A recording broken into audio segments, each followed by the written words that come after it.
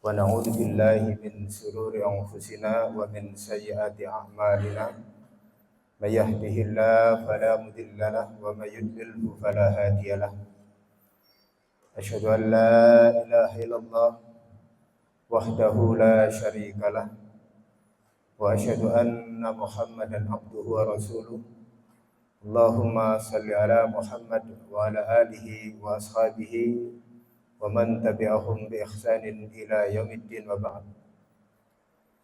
كما قال الله تعالى في كتابه الكريم بعد أن أعوذ بالله من الشيطان الرجيم يا أيها الذين آمنوا اتقوا الله حق تقاته ولا تموتن إلا وأنتم مسلمون وقال فإن أصدق الحديث كتاب الله وخير الهدي هدي محمد صلى الله عليه وسلم وشر الأمور محدثاتها وكل محدثة بدعة وكل بدعة ضلالة وكل ضلالة في النار.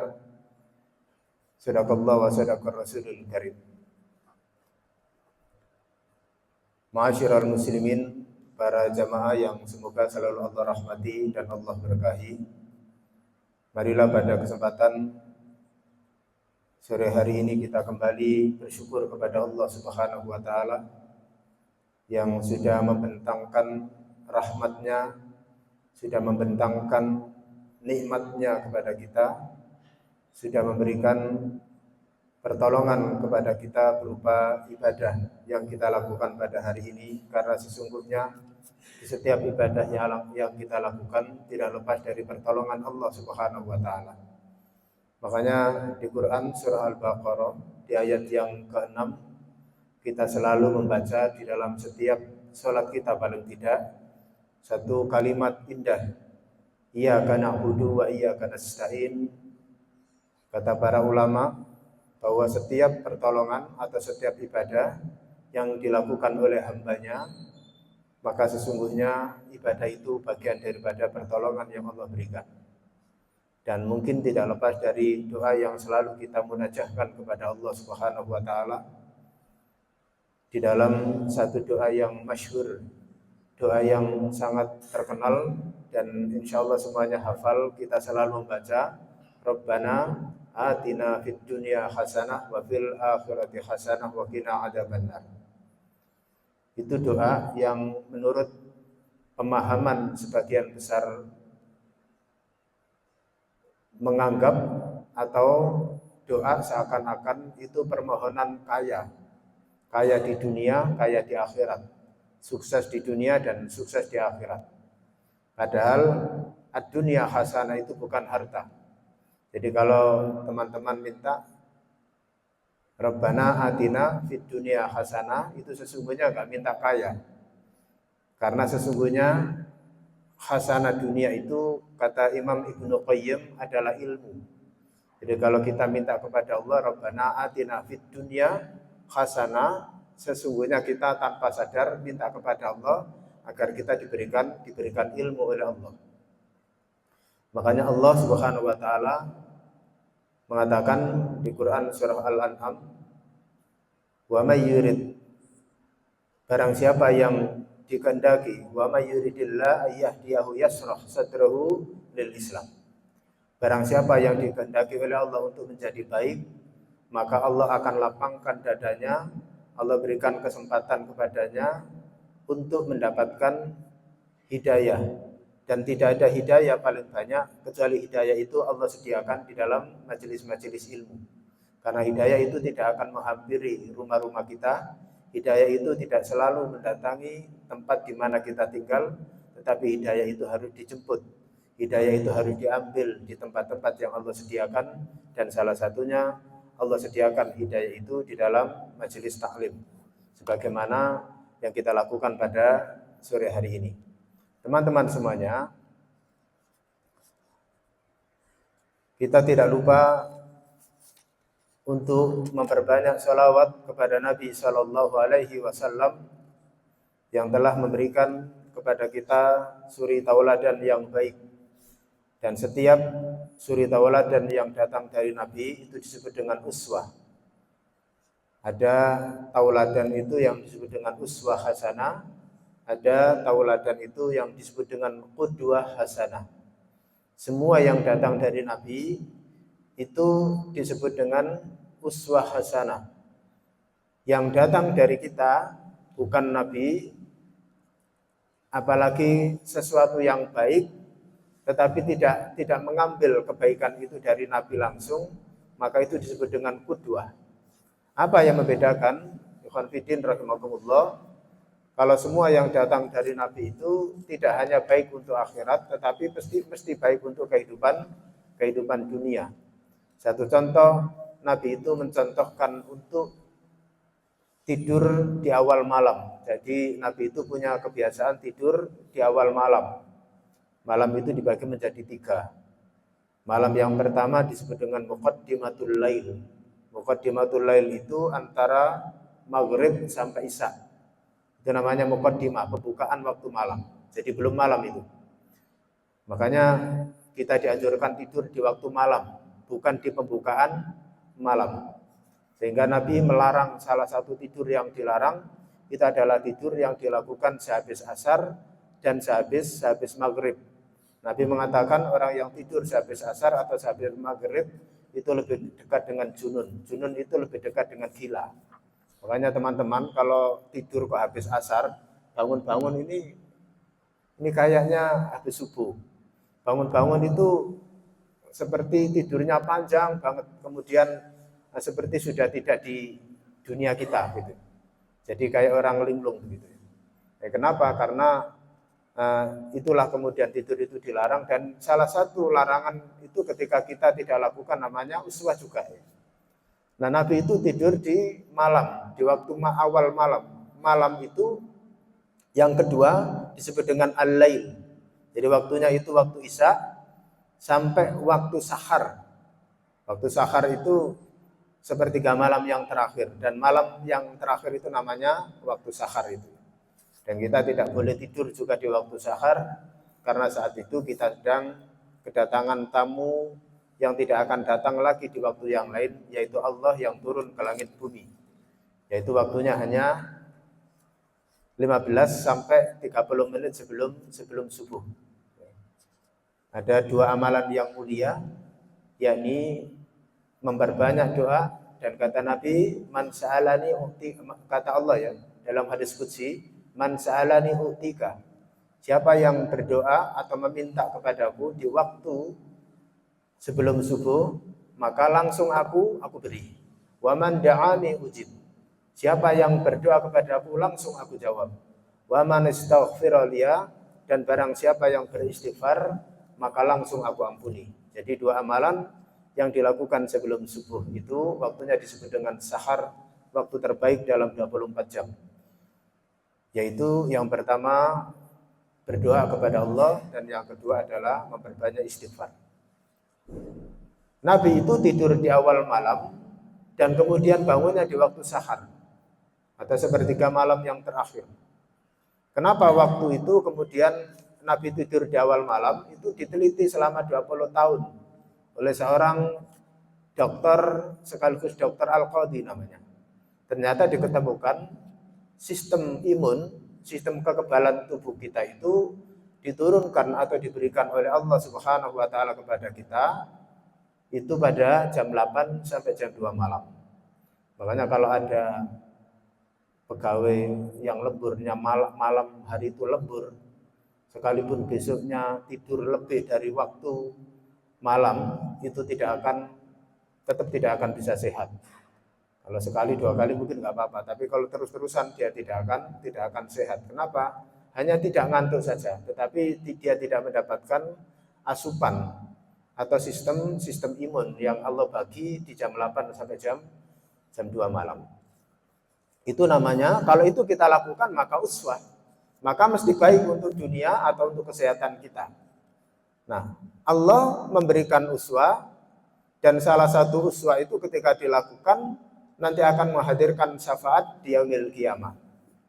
Rasulullah itu memberikan uswah kepada kita, yang kalau uswah itu dilakukan, uswah hasanah itu kita terapkan dalam kehidupan kita, maka nanti Allah akan memberikan atau Nabi akan berikan syafaat kepada orang-orang yang mengikuti uswahnya di saat nanti di hari kiamat diberikan uswah, diberikan syafaat, dan mudah-mudahan itu termasuk kita semua.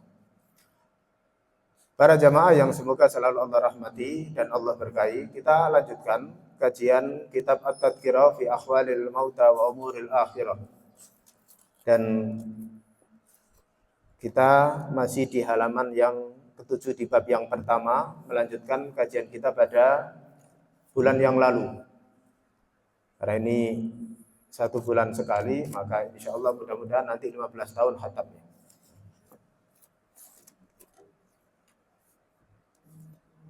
Pada pembahasan yang terakhir atau pertemuan pertama kita di dalam kitab ini, kita membahas tentang babun an-nahyu anitamannal maut wa du'au bihi lidurrin nazala fil mali wal jasad. Jadi kita sudah membahas tentang larangan antamannal maut. Tamanna itu membayangkan. Jadi membayangkan mati itu enggak boleh. Wa du'au bihi, apalagi berdoa. Jadi membayangkan kematian itu dilarang atau tidak diperbolehkan, apalagi kemudian berdoa untuk minta mati. Diakibatkan karena 2 hal, lidurrin, karena ujian, nazala fil mali wal jasad, karena ujian yang menimpa 2 hal. Yang pertama, ujian yang menimpa harta kita, mungkin karena bisnis bangkrut, cari pekerjaan nggak dapat, atau sudah dapat pekerjaan tapi hutangnya banyak, ujian dunianya begitu banyak, yang kemudian dia berharap daripada begini lebih baik saya mati. Nah, itu dilarang. Kemudian wal jasad dan sakit. Dua-duanya hakikatnya adalah ujian. Ikhwan fiddin rahimakumullah. Kenapa kemudian Allah itu memberikan ujian kepada orang-orang yang beriman, dan saat diberikan ujian itu tidak diperbolehkan dijadikan sebagai alasan untuk minta mati atau berangan-angan saja, tidak boleh. Karena sesungguhnya ujian itu Allah berikan kepada kita agar kita itu tidak terlalu cinta terhadap dunia.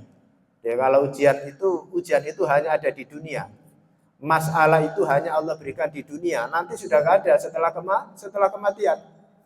Jadi setelah kematian kita sudah nggak ada namanya ujian, kecuali orang-orang yang bekalnya kurang. Jadi kalau di dunia itu kita diuji oleh Allah Subhanahu wa taala, kemudian menghadapi ujian itu dengan 2 hal. Jadi orang beriman itu kalau diuji oleh Allah mesti ada 2 hal ini. Yang pertama, sabar. Jadi ada orang yang beriman ketika diuji itu bersabar, sehingga Allah berikan pahala dari kesabarannya, dan kesabarannya menghadirkan kafarat. Jadi semua ujian yang dihadapi dengan sabar, maka ujian itu akan mendatangkan ampunan. Tanpa harus dimintakan ampun atau tanpa kita meminta ampun, maka ujian itu kalau dihadapi dengan sabar, maka kita akan diampuni dosa-dosa kita oleh Allah Subhanahu wa taala. Yang kedua, keadaan orang yang beriman ketika diuji oleh Allah Subhanahu wa taala itu ridho. Apa bedanya ridho dengan sabar? Kalau sabar itu diuji oleh Allah masih nangis. Ditinggal orang-orang tercinta, nangis. Dicabut sebagian kenikmatan dunianya, nangis. Di PHK, nangis. Tapi dia berusaha untuk sabar, tapi masih nangis. Nangis berarti tidak sabar. Atau sabar itu bukan berarti tidak boleh menangisi.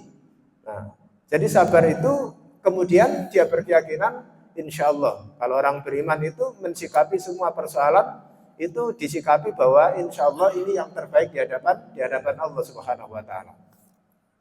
Setiap persoalan pasti ada hikmahnya.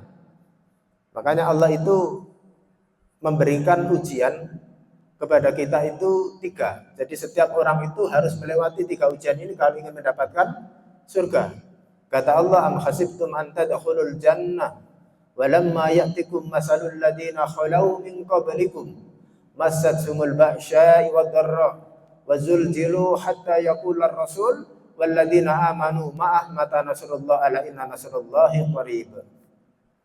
Jadi ujian yang pertama yang pasti Allah berikan kepada orang-orang yang beriman itu namanya al-ba'sah. Al-ba'sa itu ujian yang biasa saja, ujian yang tidak berat, ujian yang setiap orang itu rata-rata bisa menghadapi. Tapi kalau ujian yang ringan, yang paling ringan, yang biasa ini tidak bisa menghadapi, maka Allah tidak akan pernah memberikan ujian yang kedua. Itu konsep ujian itu begitu ya. Jadi kalau ada pegawai yang kemudian di tempat bekerjanya karena banyak masalah, kemudian memutuskan untuk pindah dari tempat itu ke tempat yang lain, karena menganggap di tempat yang lain itu aman, maka Allah akan berikan ujian yang sama di tempat yang baru. Ujian itu tidak akan berubah. Tapi kalau ujian yang pertama dihadapi, bukan berarti nanti nggak ada. Ujian pertama yang dihadapi, Allah akan ganti lagi dengan ujian yang lebih berat, namanya ad-dharra. Sehingga ketika sudah menghadapi ujian yang lebih berat, ujian yang tadi dihadapi yang pertama itu biasa saja. Dia akan mensikapi ujian itu menjadi tidak berat. Allah tekan hatinya seperti dia tidak punya masalah. Ketika suatu saat kemudian pindah ke tempat yang lain, menemukan masalah yang sama seperti masalah yang pertama, biasa saja dia. Kalau ujian yang kedua itu dilewati, maka Allah akan berikan ujian yang ketiga, namanya zalzalah. Wa zulzilu hatta yaqular rasul walladzina amanu ma. Orang itu kalau menghadapi ujian yang pertama, dihadapi Allah berikan ujian yang kedua. Ujian yang kedua dihadapi, Allah akan berikan ujian yang paling berat. Ujian yang bisa mengguncang jiwa. Dan para ulama, salah satunya pengarang kitab ini, namanya Imam Al-Qurtubi. Imam Al-Qurtubi rahimahullah ta'ala mengatakan, kalau ada orang diberikan ujian, sampai ujian yang ketiga, dan ujian yang ketiga itu kemudian dihadapi, maka itu seperti dia itu menghadapi sebuah dinding, dan di balik dinding itu sebenarnya sudah Allah siapkan hikmah yang besar. Allah sudah sediakan hikmah yang besar. Makanya banyak orang yang kemudian menemukan hikmah setelah menghadapi berbagai macam ujian. Oh, ternyata ini maksudnya Allah dulu memberikan ujian kepada saya. Coba kalau dulu saya tidak hadapi ujian pertama dan kedua atau sampai ketiga, kita tidak akan mendapatkan ini. Bisa jadi akan begitu. Ibunda Khadijah radhiyallahu anha, semoga Allah meridainya. Beliau ketika menikah dengan Rasulullah SAW, kita ingat ya, Ibunda Khadijah menikah dengan Rasulullah itu menjadi suami ketiga, Pak. Jadi suami pertama meninggal, suami kedua meninggal, dan suami pertama kedua ini adalah suami yang begitu dicintai kedua-duanya oleh Ibunda Khadijah radhiyallahu anha. Saat beliau menikah, dilamar di usia 40 tahun oleh Nabi SAW, menikah dengan Nabi SAW, kemudian dia mengatakan, ternyata ini maksudnya. Allah pertemukan saya dengan laki-laki terbaik di dunia ini. Coba, seandainya beliau tidak ditinggal oleh suaminya yang pertama dan yang kedua, apa mungkin Rasulullah kemudian melamarnya? Enggak mungkin. Tapi kemudian Allah berikan pengganti dengan suami terbaik, pilihan Allah Subhanahu wa taala, sampai kemudian semua hartanya diberikan untuk mengantarkan dakwahnya Rasulullah atau perjuangan Nabi sallallahu alaihi wasallam sampai habis. Saking cintanya dengan Nabi sallallahu alaihi wasallam. Dan kemudian suatu ketika hartanya sampai habis, beliau mengatakan begini. Seandainya ya Rasulullah, seandainya tulang-tulangku itu laku saya jual, maka akan aku jual untuk mengiringi perjuanganmu, wahai Rasulullah. Jadi begitu. Ikhwan fiddin rahimakumullah. Jadi ujian yang pertama, ujian yang ringan, kemudian kalau dihadapi Allah akan berikan ujian yang berat, kemudian kita hadapi, Allah berikan lagi ujian yang lebih berat lagi. Dan ketika ujian yang ketiga ini dihadapi, maka sesungguhnya di balik ujian inilah Allah sedang menyiapkan hikmah yang besar. Sama seperti Ummu Salamah. Ummu Salamah itu saking cintanya kepada Abu Salamah. Abu Salamah itu suaminya. Ketika suaminya meninggal, beliau itu bersedih. Dan meratapi kesedihannya sampai kemudian Rasulullah SAW ketika berziarah kepada Ummu Salamah mengajarkan satu doa kepada Ummu Salamah. Berdoalah kamu agar engkau diberikan pengganti yang lebih baik dari orang yang meninggalkan kamu hari ini. Dan doa itu diterapkan oleh Abu Salamah. Apa yang terjadi hadirin yang dirahmati Allah? Akhirnya beliau digantikan atau diberikan pengganti suami yang paling baik di dunia, lebih baik dari suaminya yang meninggal, yaitu Rasulullah Sallallahu Alaihi Wasallam. Karena tidak lama setelah itu Rasulullah kemudian melamar Ummu Salamah. Makanya ini kisah unik ya, menghibur tapi kemudian diambil sendiri ya, oleh Nabi Sallallahu Alaihi Wasallam. Bapak-bapak nggak usah. Ikhwan fillah rahimakumullah. Jadi yang pertama, derajat yang pertama orang yang beriman ketika menghadapi masalah itu adalah bersabar. Kalau ini kemudian dipupuk, kesabaran itu dipupuk, caranya apa? Caranya ya sering mendapatkan masalah. Dan kemudian tidak mengingat mati atau berharap kematian dengan masalah itu, karena dia sadar betul bahwa masalah itu bisa menjadi penebus dosanya. Maka Allah akan jadikan dia nanti sampai ridho. Ridho itu bagaimana? Gambaran ridho itu senang. Sebagaimana gambaran sederhananya ada seorang ulama namanya Abu Musa al-Asy'ari. Jadi Abu Musa al-Asy'ari itu pernah difitnah atau dirasani oleh seorang pemuda. Kemudian apakah dia marah? Enggak, dia enggak marah dia. Dia dirasani oleh seorang pemuda, ada seorang pemuda yang kemudian membicarakan Abu Musa al-Asy'ari sampai pembicaraan seorang pemuda ini didengar oleh Abu Musa al-Asy'ari. Ketika Abu Musa al-Asy'ari kemudian mendengar itu, apa yang terjadi? Dia kemudian ke pasar mencari buah-buahan atau manisan, kemudian diantarkan kepada orang yang ngerasani dia, orang yang ghibah atau orang yang memfitnah dia. Sambil mengatakan, kamu ngerasani saya ya? Kamu ghibah saya ya? Ghibah itu membicarakan keburukannya. Mohon maaf saya nggak bisa menggantikan apa-apa. Saya hanya punya buah-buahan. Ini buah-buahan ini sebagai pengganti atas kebaikan-kebaikan kamu yang telah membicarakan keburukan-keburukanku. Karena engkau telah mentransfer kebaikan-kebaikanmu dan mengambil dosa-dosaku. Itu kata Abu Musa al-Asy'ari.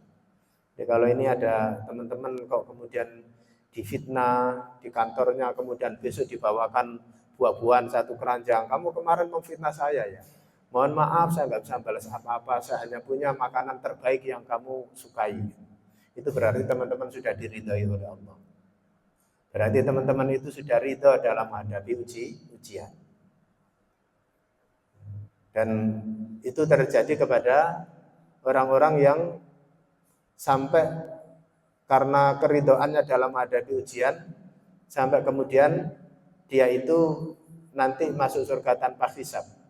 Ada orang-orang yang kalau difitnah, dia itu senang. Salah satunya adalah Maryam bintu Imran. Maryam bintu Imran itu difitnah apa? Difitnah berzina. Difitnah berzina sampai kemudian melahirkan Nabi Isa alaihissalam. Dan sampai kemudian doanya Maryam itu tidak minta mati ya. Tetapi apa? Minta, ya Allah. Kalau ini doa yang diperbolehkan Pak ya. Doa diperbolehkan minta mati itu ketika dia sudah merasa di puncak keimanan. Kapan kita merasa berada di puncak keimanan? Adalah ketika kita itu difitnah oleh seseorang dan kita itu senang. Jadi kalau teman-teman mengukur, iman saya ini sudah sebagus apa? Iman kita ini sudah tinggi atau belum? Gampang melihatnya. Kalau teman-teman difitnah orang, mau difitnah korupsi, mau difitnah apa saja, tapi kok malah senang, malah bergembira, berarti itu tandanya teman-teman sudah berada di puncak keimanan. Dan pada saat itu diperbolehkan untuk minta mati. Sebagaimana doanya Ibunda Maryam bintu Imran itu berdoa, ya Allah, sekiranya aku hidup ini mengakibatkan banyak orang yang berdosa karena banyak orang yang memfitnah aku, maka matikan aku ya Allah. Lebih baik matikan aku. Jadi bukan karena lelahnya dia di dalam menghadapi fitnah, tapi kasihan dengan orang-orang yang memfitnah. Makanya Maryam bintu Imran itu karena kesabaran dan keridhoannya sampai beliau itu nanti menjadi wanita, satu di antara 3 wanita yang diberikan jaminan surga tanpa hisab. Yang pertama adalah istri Rasulullah SAW, yang pertama yakni Ibunda Khadijah. Yang kedua siapa? Asia bintu Muzahim. Asia bintu Muzahim yaitu istrinya Fir'aun. Yang ketiga adalah Ibunda Maryam bintu Imran. Dan ketiga-tiganya, kalau yang pertama istrinya Rasulullah di dunia, yang nanti menjadi istrinya Rasulullah saat berada di surga Firdaus, yaitu Ibunda Khadijah. Yang kedua, istrinya Fir'aun di dunia, tapi nanti di surga Firdaus menjadi istrinya Rasulullah SAW. Yang kedua adalah Ibunda Maryam yang punya anak Isa alaihissalam yang tidak tersentuh oleh laki-laki manapun. Ingat kalimat Qur'annya, beliau tidak tersentuh oleh laki-laki manapun. Jadi kalau Quran itu menceritakan sebuah cerita, kok disebut namanya, maka cerita itu gak akan terulang lagi setelahnya. Jadi kalau disebut namanya Maryam, wanita yang dicintai oleh Allah, siklus haidnya saking cintanya Allah kepadanya, dalam sepanjang hidupnya siklus haidnya hanya 2 kali atau 3 kali. Saking cintanya Allah Subhanahu wa taala kepada Ibunda Maryam, maka Allah sudah berikan jaminan surga kepada Ibunda Maryam. Allah berikan jaminan surga, yang hebat lagi surganya tanpa hisab, dan Allah nikahkan lagi dengan laki-laki terbaik, yaitu Rasulullah SAW di surga Firdaus. Jadi ada pernikahan nanti di surga Firdaus itu, pernikahan Rasulullah dengan Asia bintu Muzahim, dan pernikahan antara Rasulullah dengan Maryam bintu Imran. Kira-kira diundang nggak kita? Nggak usah bayangkan diundang, Pak. Bayangkan kira-kira kita masuk surga apa tidak. Jadi hukum satu-satunya hukum di dunia yang nanti dibawa ke akhirat itu hanya satu, Pak. Tidak ada hukum lainnya di dunia yang nanti dibawa ke akhirat kecuali pernikahan. Jadi satu-satunya hukum dunia yang dibawa ke akhirat atau dibawa ke surga itu tinggal satu, yaitu hukum pernikahan. Karena hukum cemburu masih ada, sudah nggak ada di surga, hanya ada di dunia. Dan di akhirat atau di surga sudah nggak ada cemburu itu, tapi pernikahan itu ada. Jadi di dunia yang belum menikah atau meninggal usia belum menikah, pasti nanti akan dijodohkan oleh Allah, pasti akan menikah di surga, pasti. Karena Allah sediakan 2 wanita terbaik. Yang pertama dari jenis hurun in. Dari jenis hurun in. Hurun in adalah wanita surga yang tidak melewati dunia. Diciptakan langsung menjadi penduduk surga untuk melengkapi kenikmatan laki-laki di dunia yang masuk surga. Jadi bapak-bapak nanti bisa mendapatkan hurun in sebanyak-banyaknya, tergantung. Ketika meninggal di jalan Allah, maka setiap orang yang meninggal di jalan Allah berhak mendapatkan 70 bidadari. Ingin tahu kecantikannya? Susah digambarkan. Kalau kita menggambarkan, bapak-bapak menggambarkan nggak bisa tidur. Atau mesti salah kalau menggambarkan. Kata Nabi, jari yang paling kecil ini dicelupkan ke dunia, jarinya satu saja dicelupkan ke dunia, itu dunia itu akan terang seperti terangnya matahari. Itu kecantikannya hurun in. Dan ada yang paling cantik lagi dari hurun in yang disebut dengan Ainur Mardiyah. Ainur Mardiyah itu siapa? Istrinya bapak-bapak yang ada di dunia yang nanti ketika masuk surga. Wanita-wanita yang pernah hidup di dunia, semua yang nanti masuk surga, maka nanti akan menjadi ratu. Ratu-ratunya hurun in. Ratu-ratunya bidadari surga itu adalah semua wanita yang pernah hidup di dunia. Dan mudah-mudahan bapak-bapak nanti mendapatkan Ainur Mardiyah. Karena Ainur Mardiyah itu tidak selalu jodoh kita. Ainur Mardiyah yang disediakan di surga nanti bukan Tidak selalu istri bapak-bapak yang ada di dunia. Tergantung imannya sama atau tidak. Karena Allah akan tautkan iman yang sama di dunia dan Allah akan jodohkan nanti saat berada di yaumil kiamah. Tapi jangan khawatir, sekalipun ketukar dengan banyaknya tetangga tidak akan cemburu. Karena sifat cemburu atau hukum cemburu sudah dicabut saat berada di akhirat. Nah, kenapa Rasulullah itu menikahnya dengan semua istrinya ya? Berkumpul lagi di surga dan dinikahkan dengan Asya bintu Muzahim, dinikahkan lagi dengan Maryam bintu Imran. Kenapa Maryam bintu Imran tidak dinikahkan dengan laki-laki yang jodohnya tidak bisa masuk surga? Sebagaimana siapa? Nabi Nuh. Nabi Nuh itu istrinya nanti di neraka. Kenapa tidak dijodohkan? Itu kan hukum dunia, Pak. Yang satu ini dinikahkan dengan sini. Hukum akhirat itu diketemukan berdasarkan iman. Imam Al-Qurtubi rahimahullah mengatakan tidak ada laki-laki yang imannya sejajar dengan dua wanita ini, yaitu Asya bintu Muzahim dan dengan Maryam bintu Imran. Karena keduanya itu adalah orang-orang yang selalu ridho ketika Allah memberikan ujian kepada keduanya. Maka sifat yang kedua, orang beriman itu ketika diuji oleh Allah Subhanahu wa taala, sifat yang pertama adalah sabar dan yang sifat yang kedua adalah ridho. Dan orang yang ridho itu berarti sedang berada di puncak keimanan. Sampai sini ada pertanyaan, Pak?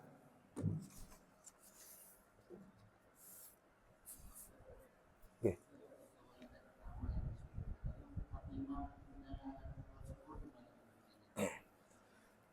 Di mana posisi putrinya Rasulullah? Beliau ini adalah ahlul bait. Dan ahlul bait posisinya sudah dijamin oleh Allah Subhanahu wa taala. Mereka akan menempati surga bersama Rasulullah minan nabiyyin wasyuhada wasiddiqin. Mereka nanti akan dikumpulkan dengan para nabi di surga Firdaus. Dikumpulkan dengan para syuhada di surga Firdaus, dengan orang-orang yang selalu membenarkan setiap apa yang datang dari Allah dan Rasulnya, wassalihin, dan dikumpulkan dengan orang-orang yang soleh. Karena Fatimah Az-Zahra adalah anak kesayangan Rasulullah SAW yang menjadi ahlul bait, yang nanti akan menjadi tetap menjadi putranya Rasulullah SAW, mendampingi Rasulullah di surga Firdaus. Itu tempatnya. Ada lagi?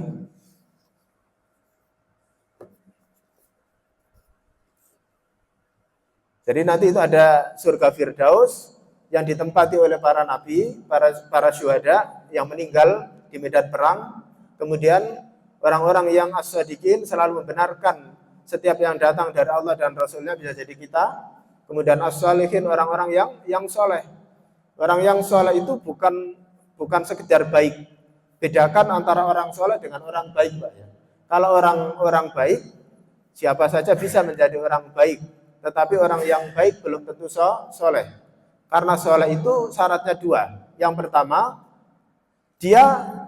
kalau dia beramal, mesti amalannya itu ikhlas karena Allah Subhanahu wa taala. Yang kedua, syarat dikatakan orang soleh dan amalnya namanya amal soleh. Kalau amal atau dia berbuat mesti benar. Dan benar itu bagaimana? Benar itu kata Nabi ma'ana alaihi washabi. Ketika dia mengambil sumber ilmu dari Nabi SAW, yang dilakukan adalah apa-apa yang pernah dicontohkan oleh Nabi SAW. Itu kalau dua syarat ini terpenuhi, maka orangnya disebut dengan soleh kalau laki-laki, kalau perempuan namanya solihah, amalannya namanya amal soleh. Dan itu dijamin oleh Allah dengan surga Firdaus.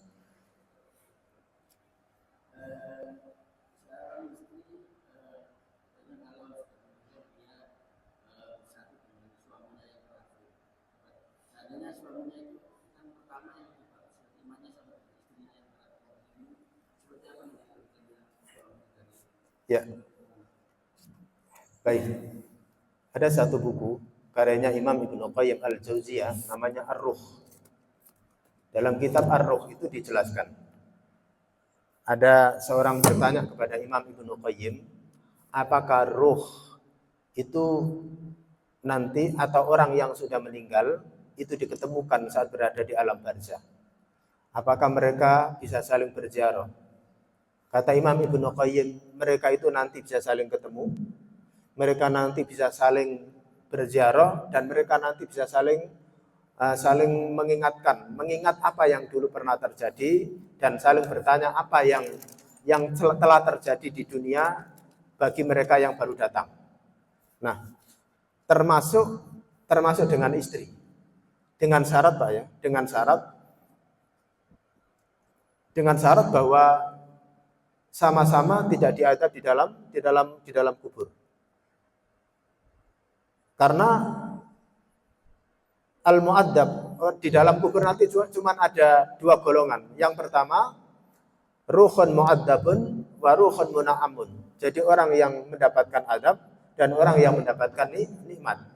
Wa mu'adzabun atau mu'adzibin, orang-orang yang sedang diadab fi sughlin. Kata Imam Ibnu Qayyim, mereka itu nanti sibuk. Enggak sempat berkunjung, enggak sempat bertemu, enggak bisa saling mengingatkan. 5 ja'a minal adab. 5 ja'a bihi minal adab. Karena sibuknya dia di dalam menghadapi adab. Nah, selain orang-orang yang mendapatkan adab, berarti orang itu mendapatkan nikmat dan itu nanti bisa ketemu. Bukan hanya pasangan di dunia, Pak ya, tetapi nanti teman yang dulu di dunia yang ketemunya karena Allah, kemudian saling mencintainya karena Allah, wastama'a fillah, bermajelis karena Allah Subhanahu wa taala, sekalipun antara satu dengan lainnya enggak ketemu atau enggak saling kenal.